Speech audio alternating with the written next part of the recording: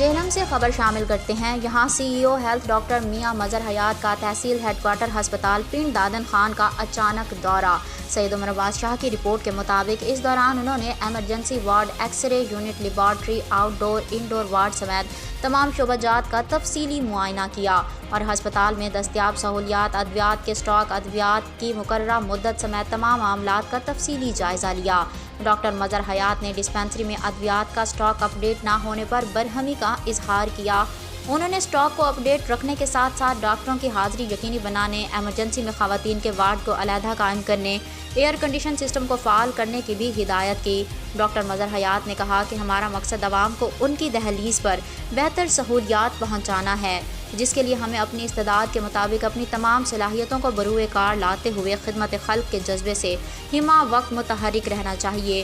دورے کے دوران ڈاکٹر میاں مظہر نے نو تعمیر شدہ رہائشی عمارت میں رہ جانے والے تعمیراتی کام کا بھی تفصیلی جائزہ لیا۔